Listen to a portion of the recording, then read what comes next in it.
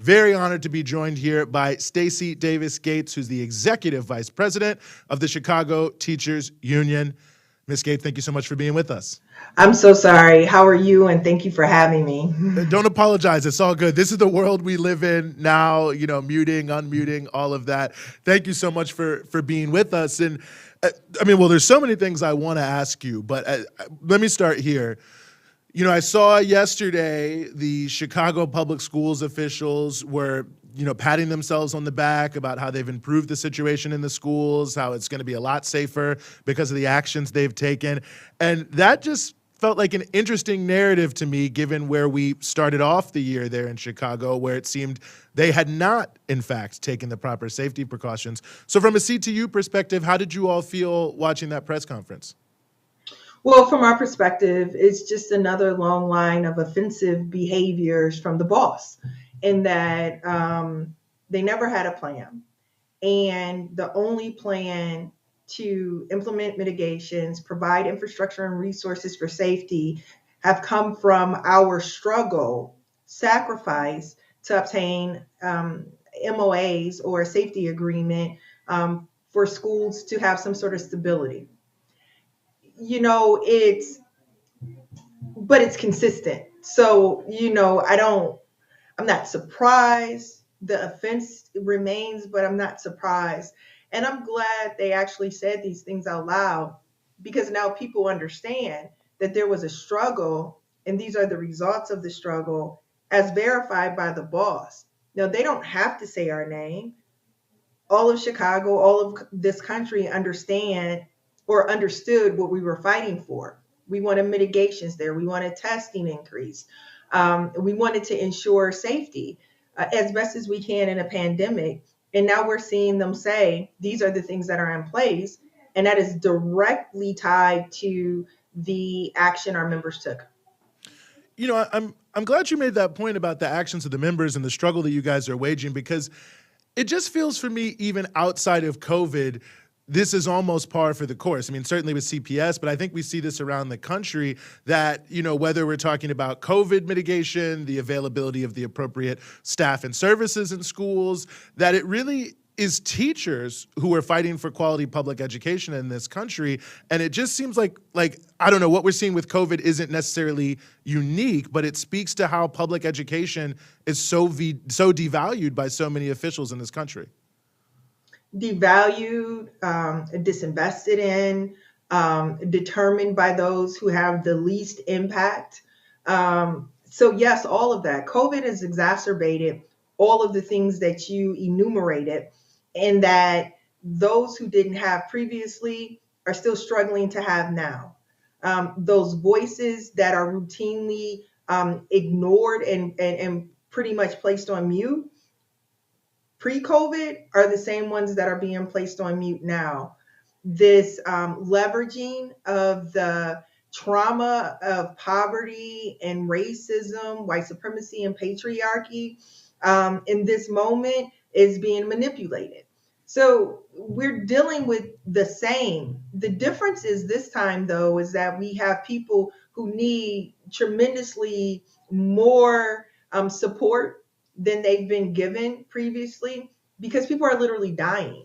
Like, this work in this moment is about survival. One of the things that I've been going back and forth with colleagues and members about is this concept of wins and losses, in these agreements. In the labor movement, we say we won this.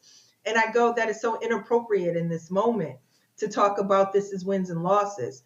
For a win to be my survival, that is lowering the bar for a win tremendously, because the only thing that we are putting into place is the bare minimum to increase the likelihood of survival for all of the members of the school community and the families that they go back home to. Mm. It's hard to even imagine, I think, especially for people who either don't have kids or who aren't teachers, what the just mentality is in the classroom here. And I know that we've seen, in Chicago, students walk out and also protest for better conditions. Give us a sense of, what's the level of fear? What's the level of stress? Obviously schools, there's a lot there. It's a tough job and it's tough to be a high school student or a middle school student. But in this COVID crisis, I mean, how much worse is it? I think that people have demonstrated how anxious they are, how angry they are that government is failing them in this moment. Our school district is run by the mayor of Chicago, and the mayor of Chicago has failed to put the billions of dollars that Joe Biden sent Chicago to secure our school communities and to stabilize them. Um, Honestly, last Friday, the student action was beyond compelling because we often levy children and students and black and brown children and students in debates. And the fact of the matter is that they actually get to talk too. They're having a real impact and experience because of the conversations and the debates and the struggles that adults are engaged in, and they don't have a seat at the table. And so they have assessed accurately, I may add, that if in fact it is for us, then we should be there, and our demands should be front and center, beyond your own demands. We think we are providing amplification for those needs, and that's fine, but they should have the microphone first to clarify their needs. And I think they did. I think that they were eloquent, they were clear, they were specific. It was very tough watching them. As a high school history teacher, I took a lot of pride in their leadership, in their clarity, and their courage. And as a grown up, as a parent, I feel like a failure that our children have to take such massive, um, sharp action, to save their own lives. That is a failure of adulthood right now. Hmm. And I think one question a lot of people have is sort of, you know, how do we continue to move the ball forward here and get out of just a purely emergency situation? I mean, it's, you know, there's a lot of triage going on to get folks back in the classroom, but how do we strengthen the school environment and the broader public education system? You know, I mean, both vis-a-vis the pandemic and in general, so we're not continually being hit in such a terrible way when crisis strikes, and then when crisis isn't striking in, you know, essentially a totally under-resourced system.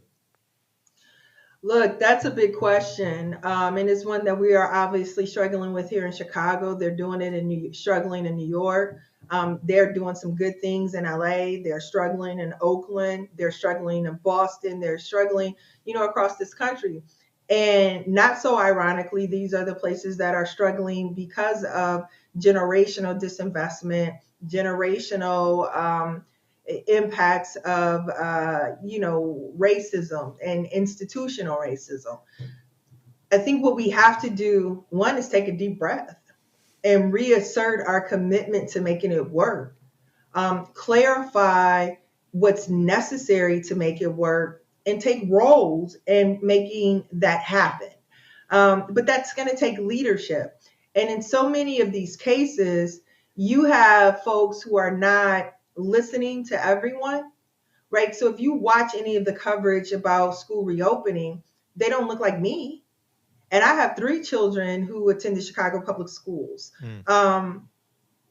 They don't look like my Latina sister, right? They look like a particular individual, and that is the parent perspective.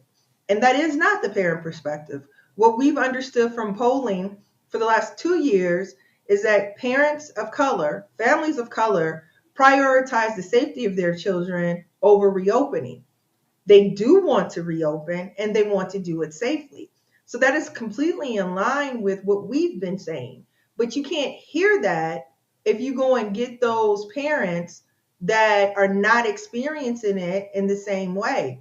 I think this exercise has also taught us that when it is raining in one place, people don't understand your need for an umbrella because they don't need an umbrella. And that is something that we're grappling with here in Chicago and nationally. One, parent that isn't a default white mother. Parent is all of us. I think part two, in a school district that is 90% of color to mute those voices and deprioritize their needs is deeply problematic. And collective bargaining has no place in ensuring safety. And I say this because it should already be there. Mm. Your human right to go to work or attend school, be inside of that school community, should not be predicated on the union's ability to win mitigations. The mitigation should be there because that's necessary. And so we have turned this paradigm upside down in Chicago, where Chicagoans expect the teachers union to make it make sense, to provide clarity of purpose, clarity of demands, the necessities. We have been really put in a position of being a co-leader of the school district. And we can only do that, though, through the struggles that we've had in 12 and 16 and 19 and 20, 21 and 22. It takes too much to get what we need. The expectation that we get what we need because students walk out of their classrooms and school communities, or that educators take a remote work action at the height of the surge in the city, is unreasonable, it's disrespectful, and it's devaluing. So our city's administration, our mayor, she's got to come to a conclusion that this city needs partners. It doesn't need enemies. It doesn't need adversarial relationships, especially in a pandemic.